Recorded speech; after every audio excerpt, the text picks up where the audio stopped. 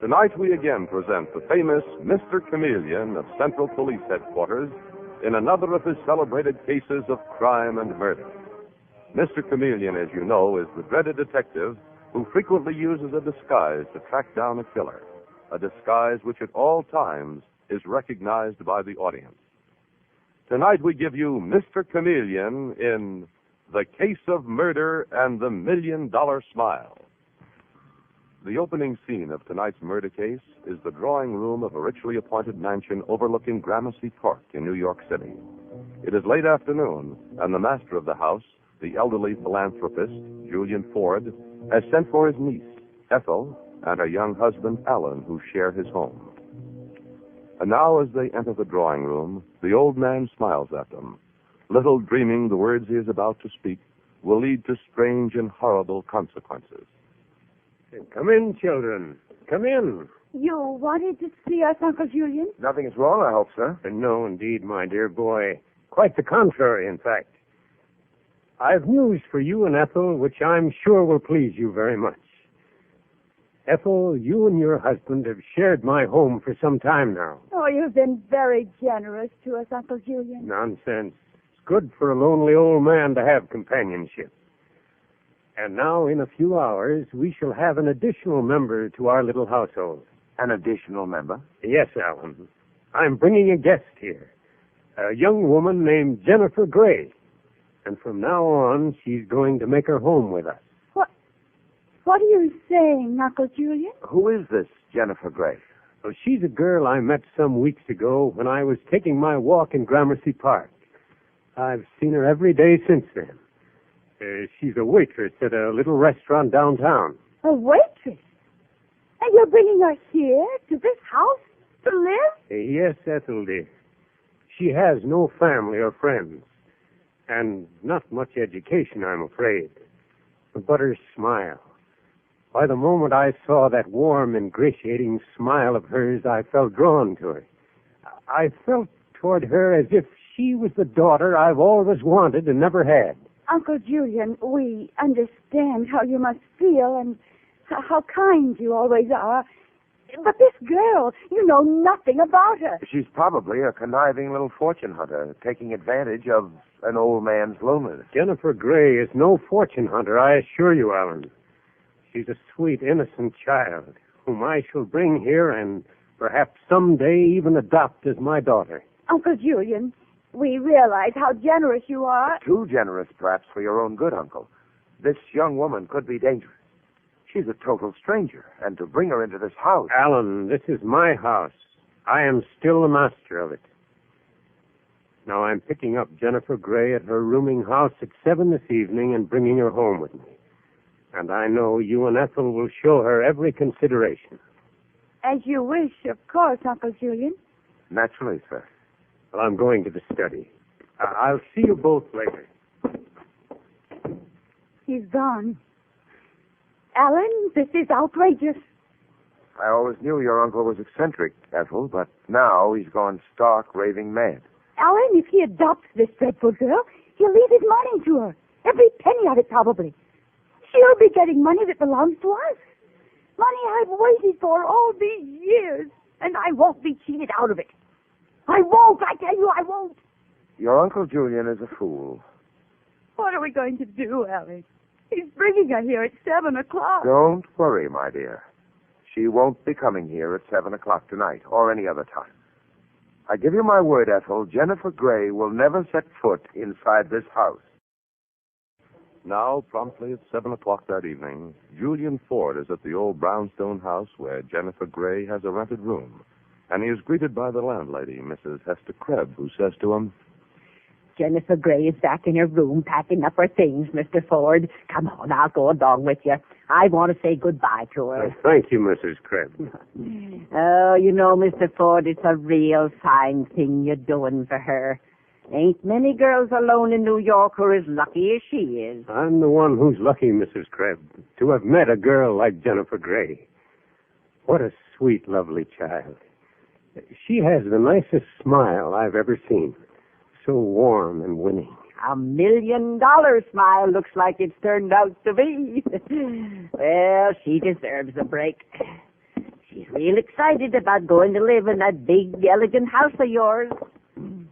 Here we are. This is her room. Jennifer, my dear, it's Mr. Ford. I've come for you. That's queer. Jennifer, are you in there? Well, the door's unlocked, Mr. Ford. You better go in. Jennifer, why didn't you... Oh, Mr. Ford, look. There, on the bed. Oh, it's Jennifer Gray. Dear heaven. There's a knife in her throat. Mrs. Krebs, call the police. Hurry. The poor girl's been murdered. Now, half an hour later, we find Mr. Chameleon, the famed and dreaded detective, and his assistant, Detective Dave Arnold, in the murdered girl's room. Julian Ford and the landlady stand nearby as Mr. Chameleon says, Dave, Jennifer Gray was stabbed to death sometime shortly before 7 o'clock tonight. It looks as if a cyclone had been through this room, Mr. Chameleon. Yes. Overturned bureau drawers, papers scattered over the floor. Whoever was here must have been looking for something. Dave, search the room for clues, please. Oh, this is horrible, Mr. Chameleon. Horrible. You're Julian Ford, aren't you? The millionaire with a reputation for helping people. Well, I made my money through pure good luck, Mr. Chameleon, when they found copper on some property I owned. I always felt I wanted to share my wealth with those less fortunate than I. Like Jennifer Gray, for instance? Yes. I have a house on Gramercy Park where my niece Ethel and her husband live with me. And I'd invited Jennifer to stay with me, too. How well did you know the murdered girl, Mr. Ford?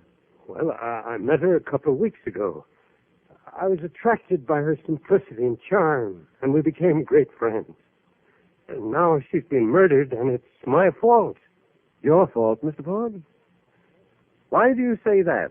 Well, because if I'd arrived half an hour earlier, she might never have been murdered. Mr. Chameleon, I found this on the floor. Oh, let's have it, Dave. A man's gold cigarette lighter. Obviously expensive. Mrs. Krebs, you're the landlady here? That's right, Mr. Chameleon, and I run the pawn shop next door. Who were Jennifer Gray's men friends, if any? Well, there was only one I knew of, Mickey Collins, and they had a terrible fight last night. A quarrel? What about? How should I know, Mr. Chameleon? But I heard him arguing up here in her room. He sounded good and angry. Oh, he lives down the block at number 712. Dave, have Mickey Collins picked up and brought to police headquarters. I want to find out about that quarrel he had with Jennifer Gray and if it led to her murder. Mr. Chameleon, I can't believe Jennifer's dead. I loved her. Come now, Mickey Collins, pull yourself together. You're in a tough spot, Collins. You had a fight with Jennifer Gray the night before her death. Maybe you wound up that fight by killing her. That's a lie. I went to see Jennifer last night, sure, but I didn't quarrel with her. I wanted her to go back to Cedar Springs with me. Oh, that was her hometown and yours, Collins? Yes, Mr. Chameleon. Jennifer and I grew up there together. And when she wouldn't go back, you threatened her life. No, I didn't. I love Jennifer, I tell you. Last month, she left town and came here to New York without any explanation. I followed her and traced her here to the rooming house last night. I was worried about her. Why? Because she was frightened, Mr. Chameleon. She was living in terror of her life. In terror of her life, Collins? What did she mean? She told me she'd found out something and wanted to go to the police. But she was afraid to. Afraid that someone might kill her if she did. I begged and pleaded, but she wouldn't explain. That sounds like a phony yarn to me, Collins. It's much more likely you got angry and jealous because she was going to live in that millionaire's house. So jealous it drove you to murder. That's not true, Detective Arnold. Sure, I wanted to marry Jennifer. But I was glad of her good fortune. If that's what she wanted. Possibly, Collins. Or, as Detective Arnold suggests, you may have wanted to stop her from walking out of your life and invented the story of her being terrified. But that remains to be seen. You may go for the present, but stay in your rooming house down the street. Pretty emotional guy, that Mickey Collins. Yes, but he could be telling the truth, Dave. A young girl living in fear of her life. But afraid of whom? And why? Dave, let's drive over to Julian Ford's house. I'd like to have another talk with him. And meanwhile, in the drawing room of the home of the millionaire philanthropist, Julian Ford, his niece, Ethel, is alone when the door opens and her husband enters. Alan! Alan, where in heaven's name have you been? Keep your voice down, will you, Ethel? Where's your uncle? Uncle Julian's in the study. Oh, Alan, that girl, Jennifer Gray, he intended bringing here to live? Yes, what about her? She was found murdered, stabbed to death at her rooming house. Uncle Julian came home a few minutes ago and told me that detective, Mr. Chameleon, is on the case. Chameleon? He's supposed to be one of the shrewdest cops in the country. Well, at least we won't have to worry about Jennifer Gray threatening our security any longer. We can... Alan, what's the matter? Ethel, listen to me. And listen carefully. If Chameleon comes here, I want you to tell him I didn't leave this house all day. But that isn't true. Alan, where have you been since 5 o'clock? Never mind that. But you're to tell this detective Chameleon I was in this house all day. Can you get that through your head, Ethel? My very life may depend on what you say to him. That is a very interesting statement, Mr. Alan Drake. What? Who are you? And that man with you? I'm Detective Arnold, and this is Mr. Chameleon of the police. Oh, Mr. Chameleon. And you, I take it, are Julian Ford's niece, Ethel, and this is your husband. How did you get in here? Yes, we didn't hear you. Obviously not, Mr. Drake. However, Detective Arnold and I heard you very clearly, asking your wife to lie for you. You misunderstood me. Hardly. And a man doesn't need an alibi unless he's hiding something, like murder, for instance. No, Alan didn't kill Jennifer Gray. Quiet, Ethel. Mr. Chameleon, what you're suggesting is ridiculous. Why should I want to murder this Jennifer Gray, a total stranger? Perhaps for a very logical motive, Alan Drake. Self-protection. Self-protection. Your wife's uncle is bringing Jennifer Gray to live here, perhaps even planning to legally adopt her as his daughter. Why? As matters now stand, your wife inherits Julian Ford's entire fortune. However, if Jennifer Gray had come here, had been adopted by him, you and your wife would undoubtedly have lost that fortune. You've no right to say that. We didn't resent that girl coming here. When Uncle Julian told us, we were delighted about it. Of course we were. Mr. Drake, Detective Arnold and I overheard you warning your wife to tell us that you hadn't left the house today. We know differently. Where were you between 5 o'clock and 7 this evening? I was taking a walk. I asked Ethel not to mention I was out because I didn't want to become a suspect in that girl's murder. You've already made yourself a very strong suspect, Mr. Drake. You had plenty of time to go to Jennifer Gray's room and stab her. No, he didn't. Alan wouldn't. And as for you, Mrs. Drake, you also had a motive. The threat of losing your inheritance, and with it possibly your husband's love as well. Oh, stop it. I didn't go near Jennifer Gray's rooming house. And neither did I. It's no use, my boy. Tell them the truth. Uncle Julian. Come in, please, Mr. Ford. Alan, if you'll be honest with Mr. Chameleon, we can help you. What are you trying to do? Involve me in murder? Oh, you're already involved, Alan. Mr. Chameleon already knows you were in Jennifer Gray's room. He found your gold cigarette lighter there. What? This is your lighter, isn't it, Mr. Drake? It has the initials A.D. engraved on it. All right. Yes, it's mine. But I didn't kill Jennifer Gray. You've got to believe me. Alan. I went to see her to persuade her to change her mind about coming to live here.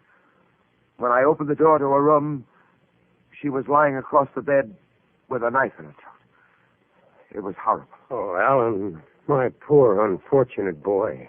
And I didn't call the police because I didn't want her murder pinned on me. Alan. Oh, Alan, you said that she would never set foot in this house, but I never dreamt you meant to... Ethel, you little fool. I told you I didn't kill her. What are you trying to do, send me to the electric chair? All I wanted was to help that girl. If I had known it would result in this... I tell you I didn't kill her. Mr. Chameleon, look. I found something on the floor in Jennifer Gray's room. Here, take it. What is it, Mr. Chameleon? A bracelet, Dave. A diamond bracelet. What? What would a girl like Jennifer Gray be doing with a diamond bracelet? Uncle Julian, had you been giving that girl expensive presents? Why, no, Ethel. Certainly not. I doubt if your uncle gave her this one, at any rate. This bracelet looks like some jewelry that was reported stolen some weeks ago. Stolen? You mean Jennifer Gray has been stealing jewelry? Oh, no. No, I don't believe it. The fact this bracelet was discovered in her room doesn't mean that she stole it, Mr. Ford. Dave and I are going back to police headquarters. As for you, Alan, I have not arrested you yet. But don't leave the house until you hear from me. I swear I'm innocent, Mr. Chameleon. I swear it. Mr. Chameleon, about that diamond bracelet, I don't get it. I think I'm beginning to get it now, Dave. When we get to headquarters, I want you to check on something. Meanwhile, I want to see the murdered girl's suitcase, the one she was in the middle of packing when she was murdered. I've a feeling an important clue may be in that suitcase. And now, sometime later at Central Police Headquarters, Mr. Chameleon is in the office of the police commissioner. The murdered girl's valise is on the desk, and the commissioner is saying, Jennifer Gray's suitcase was brought in exactly as it was, Chameleon. She must have been packing it to move to Julian Ford's house when she was murdered. Yes, so I gather, Commissioner. Do you expect to find a clue among her things? Amazingly enough, Commissioner, I've already found it. But not among her clothes. Oh, excuse me. Police Commissioner speaking. Yes, he is. Just a second. It's for you, Chameleon. Lieutenant Dale calling. Oh, thanks. Lieutenant Dale? You're calling from the Federal Trust Company? I see. You found it, eh? Yes. Yes, go on. I see. Good work, Lieutenant Dale. Thank you very much. Come in. Oh, Dave, come in. Did you check on what I asked you to? Yes, Mr. Chameleon, and you were right. The landlady, Mrs. Krebs, who runs the pawn shop next door to Jennifer Gray's rooming house, has a police record, sure enough. I thought I recognized her. 5 years ago, she was arrested for using her pawn shop as a fence. She was charged with being a receiver of stolen goods. She still runs the pawn shop. And the diamond bracelet discovered in the murdered girl's room looks like the stolen bracelet. Great Scott. Young Mickey Collins, who was in love with Jennifer Gray, said she had discovered something and was terrified. Mr. Chameleon, Mrs. Krebs could have murdered that girl because she was afraid Jennifer would go to the police. And maybe she planted the stolen bracelet in the murder room to make it look like Jennifer Gray was a thief. Dave, I'm sure I know now who the murderer is, but I'm going to use a disguise to get the proof. What kind of a disguise, Chameleon? I'm going to become temporarily Caleb Watson, a crusty, eccentric old uncle of Jennifer Gray's, who has just arrived in town. And this will be the voice of my disguise. Hi, Dingo. Sure feels mighty good to be down here in New York. Well, they're always talking about them smart city slickers. Let me tell you, a few of us country folk got a thing or two up our sleeves. Yes, sirree. Hey, that's great, Chameleon. You want me to get all the suspects down here, Mr. Chameleon? No, that won't be necessary. Dave, I want you to make just one telephone call. And then I'm going to pay a visit to that pawn shop of Mrs. Hester Krebs, disguised as Caleb Watson. And this is what I'm going to do. And sometime later, we see Mr. Chameleon, disguised as Caleb Watson, entering the dingy little pawn shop. Now, as Mrs. Krebs comes forward, Chameleon, in the voice of his disguise, says, You, Mrs. Krebs, lady who owns this pawn shop? That's right. Got something you want to borrow money on? No, ma'am. My name is Caleb Watson. I'm Jennifer Gray's uncle. I just got into town this evening and I heard about her being murdered. Jennifer Gray was your niece? Yeah. Mighty fond of her. She of me. Mrs. Krebs, I come to claim something that belonged to Jennifer and that I reckon you took from her room. The key to a safe deposit box. A key? I don't know what you're talking about. Well, now, maybe you'll change your mind when I tell you that I know all about the little racket you're running here. Jennifer called me yesterday saying she'd found out that you were trading in stolen goods. What? You must be crazy. Well, now, I could go to the police with that story, ma'am, but You give me the key you stole from Jennifer's room, and I won't. I haven't got any key. I don't know anything about it. You think it over, man. I'll be back. Oh, sorry, mister. Didn't see you standing in the doorway. Why don't you watch where you're going? Well, it said I was sorry, didn't I? Think over what I said, ma'am. I'll be back. What about that key, Mrs. Krebs? Mr. Ford, I don't know what that old fool was talking about. Don't lie to me. Mr. Ford, you're joking me. Answer me. What have you done with that key? I can't breathe. Take your hands off her throat, Julian Ford. Oh, Mr. Chameleon. It's you. You came here in disguise. Mr. Chameleon, oh, Mr. Chameleon, you saved my life. Were you trying to commit a second murder, Ford? Killing Jennifer Gray wasn't enough, I take it. What? What the devil are you talking about? I suspected you of Jennifer Gray's murder, Julian Ford, and you very conveniently walked into the trap I set for you when Detective Arnold telephoned you and asked you to come here. Why, you're insane, Chameleon. Jennifer Gray was my friend. She was also the daughter of Tom Gray, a man you defrauded 20 years ago when you jumped his claim to the Queen Anne copper mine, after a mysterious accident in which he was killed. Where did you get that information? From an old newspaper in the bottom of the murdered girl's suitcase.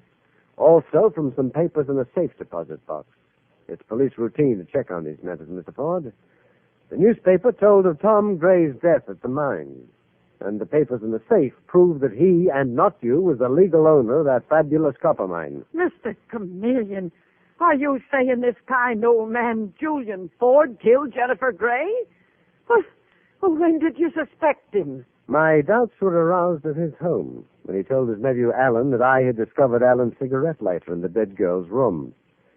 However, I hadn't shown you that lighter, Mr. Ford, so that you couldn't have known that it was your nephew's unless you yourself had planted it there, the way Alan planted the diamond bracelet there afterwards, to take suspicion away from himself.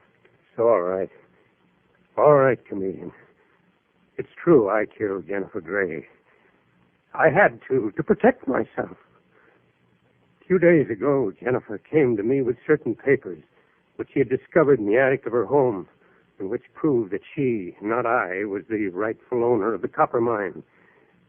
I'd have lost everything to her. And she might eventually have even proved that you killed her father. No, I didn't kill Tom Gray. That was an accident.